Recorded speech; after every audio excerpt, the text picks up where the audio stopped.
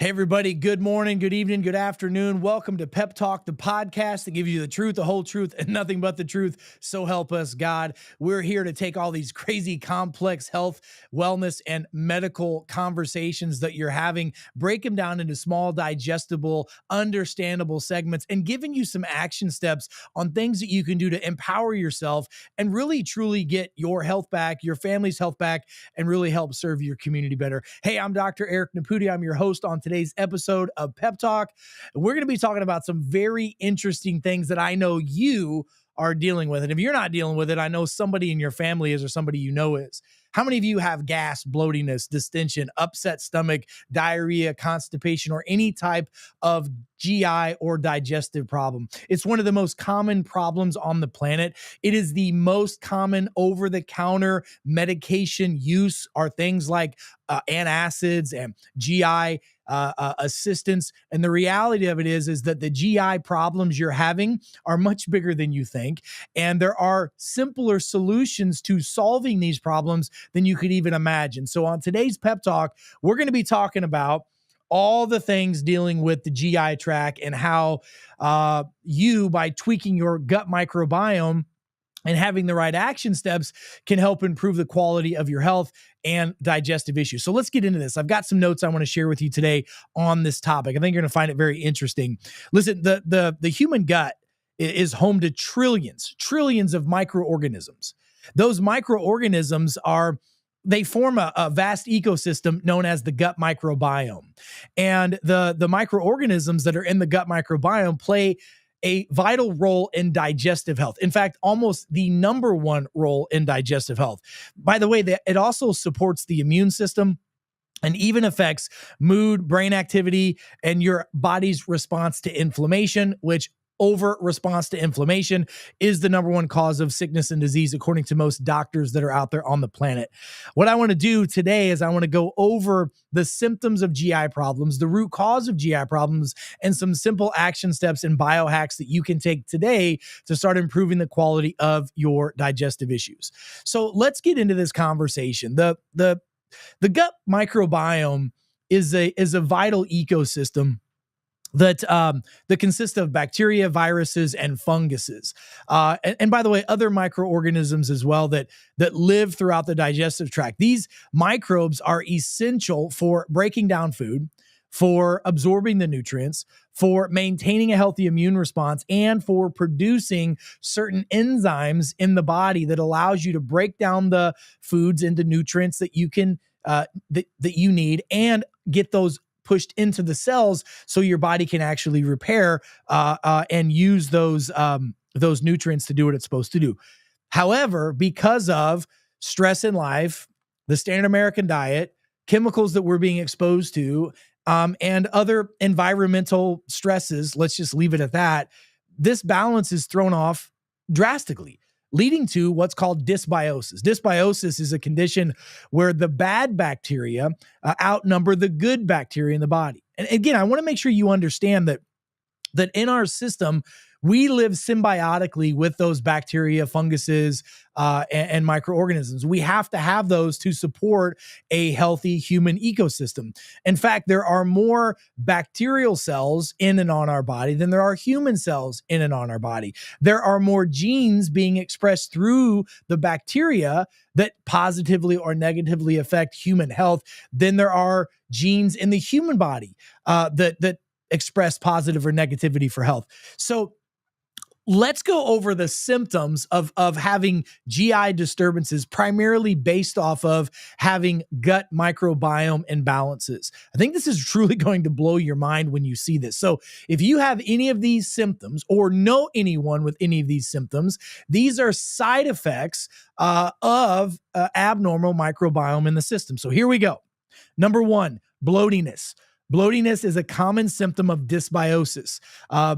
Bloatiness also occurs if there's overgrowth of harmful bacteria in the GI tract. Now, listen, if you're bloatiness and you have gas, if you have flatulence, that's a GI problem with dysbiosis, dysbacteria abnormal gut microbiome.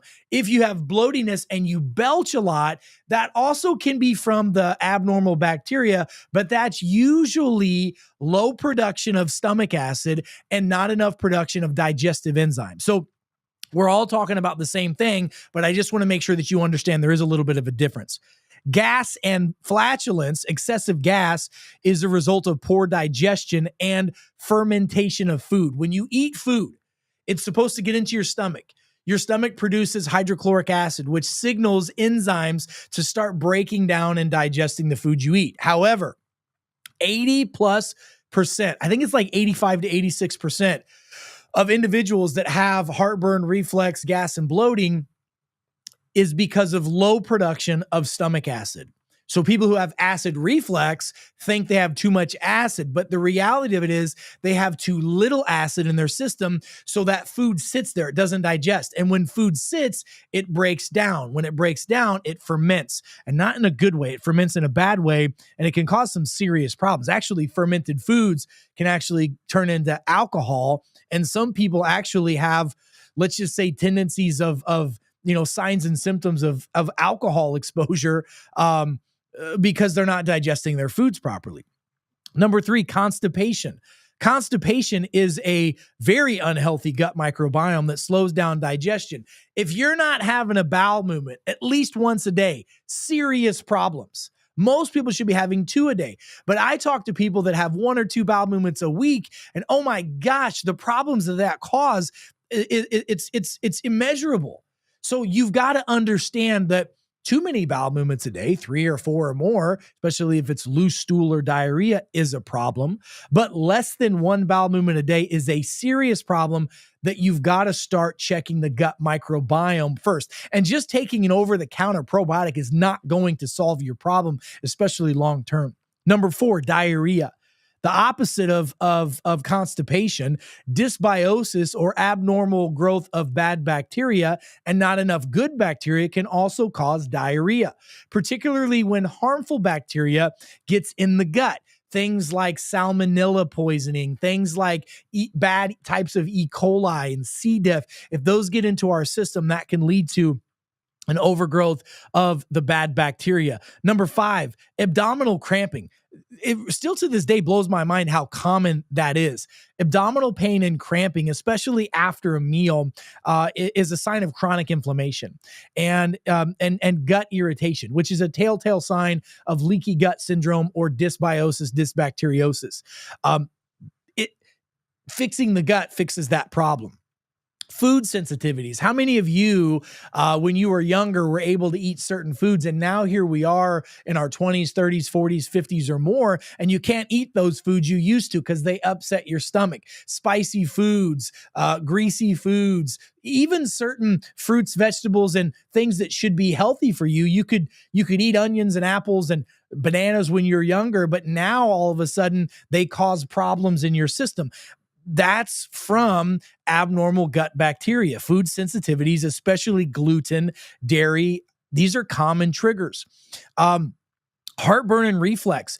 Heartburn and reflux, by the way, is a very serious problem. If you have recurrent reflux or even silent reflux, that can lead to things like Barrett's esophagitis, which can cause, throat cancers and thyroid problems and many other issues of malabsorption. And doctors will tell you that malabsorption is the root cause of a lot of diseases and disease processes that plagues men and women to this day. But heartburn is an imbalance of the microbiome and digestive processes. It also can be lack of enzyme production, and over 100 enzymes that our body needs to break down food and absorb it are produced by the normal gut microbiome. Nauseousness, especially after eating a meal, that is dysbiosis that this interferes with the gut's ability to process food. You can't do it properly. It can cause nauseousness because it actually stresses out the kidneys and can even stress out the adrenal glands. What about weight gain? Listen to this. Weight gain or difficulty losing weight, especially around the abdominal area, especially if you got that, that belly fat that hangs a little bit, that's almost always a form of dysbiosis, dysbacteriosis, and liver stress. This is a a serious issue, and it's going to mess up energy production. You're going to feel like your energy got up and went, which leads me to the next symptom: fatigue.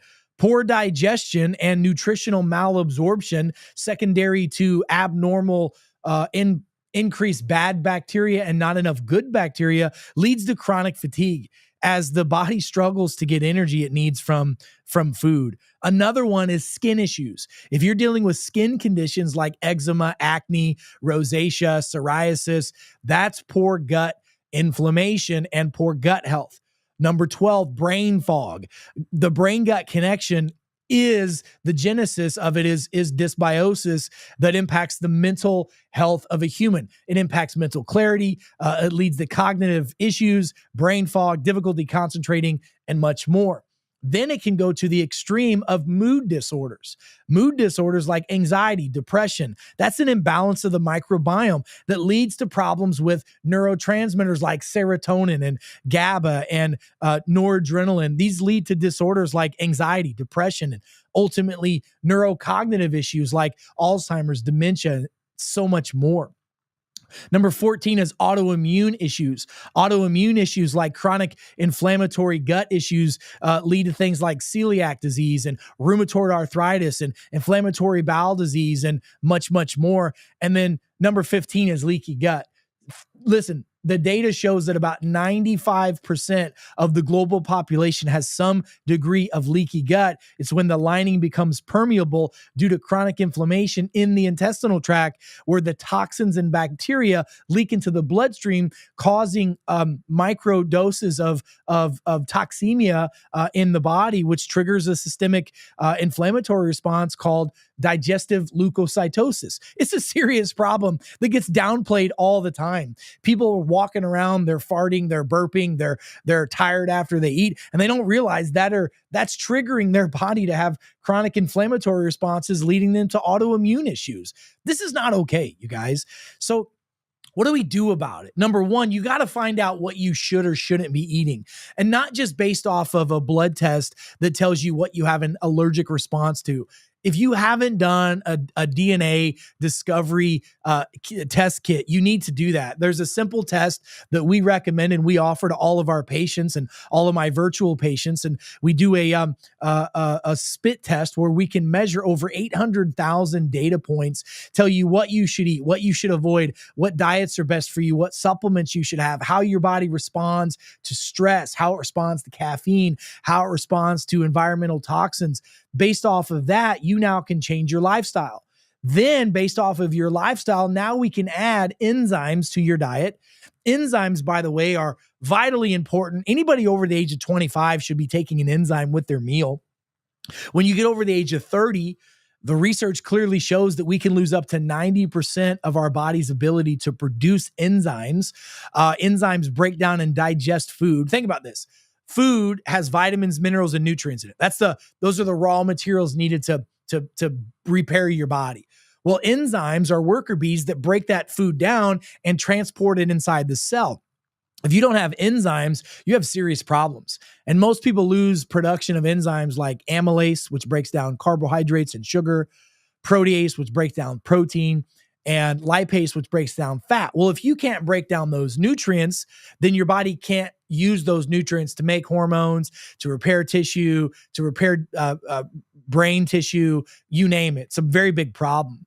By the way, the gut bacteria, if it's out of balance, your body can't produce the enzymes that the microbiomes are supposed to produce. So supplementing with the proper microbiotic, I use the Master Microbiotic formula. It's truly a game changer. It has all the essential microbes and fungi in it that are normally in the blue zones of the world, areas where people typically live to be well over 100 years old and productive in life. You live that lifestyle. You take the Master Microbiotics, which you can take those. I take 2 of those every night at bedtime because the body can regenerate better when you're sleeping at nighttime. And now my body digests better, it rests better, my immune system's better, brain functions better, my skin looks clearer, my hormones are working, my metabolism's working. It's all based off of the gut microbiome. So you need to understand the lifestyle you should live. You need to test, not guess. You need to have the master microbiotics. You need to take an enzyme with your meal. You need to make sure that you're getting the proper amount of fiber in your diet. Again, 95% of the global population does not get enough of the nutrients and fiber to feed the bacteria. And that can change your life and change it forever. The master microbiotics has the formulas in it that your body needs to make the enzymes to digest the food and deal with the neurotransmitters. But the problem is that leaky gut is so common, so prevalent. That's the cause of your bloatiness. That's the cause of your gas. That's the cause of your distended abdominal area. That's why you can't lose that belly fat. That's why your skin's all jacked up. It's why your hormones are jacked up. This is really simple, common sense stuff, but you've got to be willing to, number one, go down the path of discovery, and number two, put the work into place. Eating the right fermented foods, kombucha, kimchi, kefir, fermented vegetables, sauerkrauts, all those things, in addition to foods that you should be avoiding that are going to destroy your gut microbiome. And that's basically the standard American diet. Foods that have processed glyphosates, fungicides, herbicides, larvicides, eating foods that have gluten in them, and especially if you have an MTHFR gene defect, that is literally kryptonite for your body. If you have certain genetic imbalances that don't allow you to produce lactase, which is the enzyme that breaks down lactose, which is the sugar component inside of dairy that needs to be out of your system, red dyes, yellow dyes, blue dyes, processed foods, processed sugars, high fructose corn syrup, and fried standard American, breakfast, lunch, and dinners are destroying your health. So what I want you to understand is that there are things you can do, and you can do them rapidly, and especially with GI problems. It's actually pretty simple to get the results that you need if you'll put in the work that's supposed to be done. So listen, I want you to go back, listen to this podcast, share with your friends and family, go do that genetic DNA test, start putting into your system the foods that you're supposed to have, remove the foods that you're not, get the master microbiotics in your system every day, start taking digestive enzymes with your meals, get the right amount of fiber in your diet, and make sure that you're resting well, moving well, and breathing well, and you'll be well. Listen, here's what I want you to do. I want you to go to our website, peptalk.world. That's peptalk.world. I want you to like, subscribe, share this with all of your friends and family, because the truth will set you free, even though the truth is massively suppressed. There's a large group of individuals out there and corporations that want to keep you fat, sick, and nearly dead, and they want to keep you on their pills, potions, lotions, and drugs the rest of your life. Why? Because you're a consumer and you make them money, and at the suffering of your own expense is not okay. So remember that the truth will set you free, guys. And knowledge is power, but wisdom is taking that knowledge and applying it to your life. So folks, until we meet again, I'm Dr. Eric Naputi. God bless you. God bless America, and God bless the world. Stay smart out there, and I'll see you next time. Be well.